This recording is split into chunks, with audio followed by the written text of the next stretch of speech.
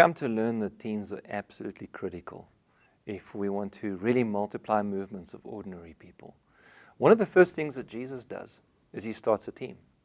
He does almost nothing. He turns water into wine, but nothing else before he starts a team.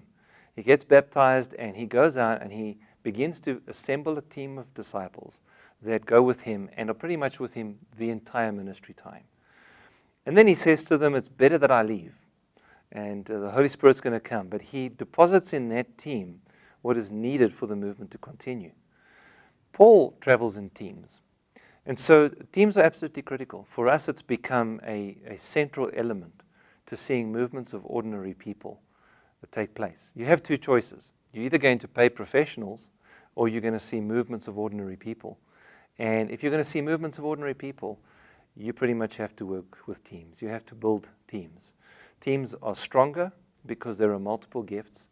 But what we've learned is that in a city or in a nation, there are multiple affinities, people groups, different ethnic groups, different languages. And each one of these groups, especially in a city, if you look at a high-density environment, you have this melting pot of all these different cultures and nations, and they're right next to each other, on top of each other. And you need multiple teams to be able to reach them. And so we set up teams to be able to reach all of these affinities and all of these segments. And it's the only way that you'll reach a city.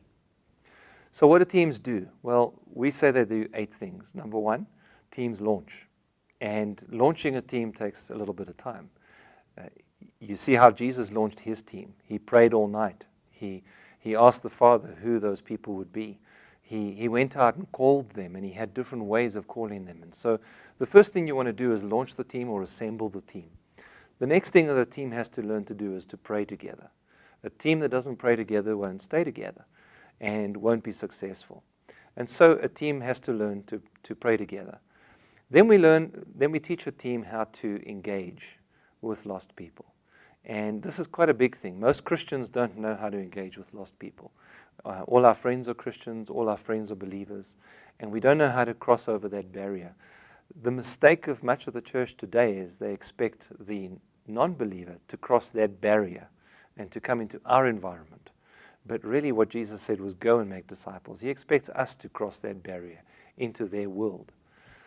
And so we teach people to engage with lostness.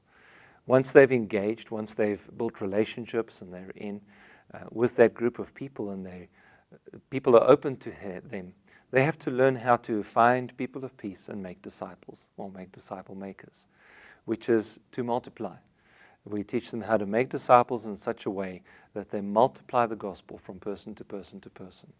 Once the gospel is spreading inside of an affinity, what we have to begin to look at is, what does church look like? What does the assembled body of believers look like in that affinity or in that culture? So we begin to teach them how to gather people together.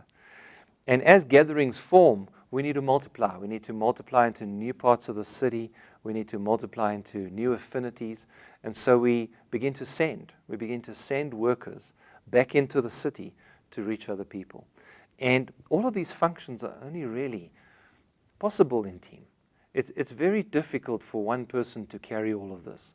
And so in our work, we have across our cities multiple teams that are working in multiple affinities to begin to launch movements, and many of them well into movements of the gospel, to reach all of those affinities in those different cities. So teams are extremely important to seeing movements happen.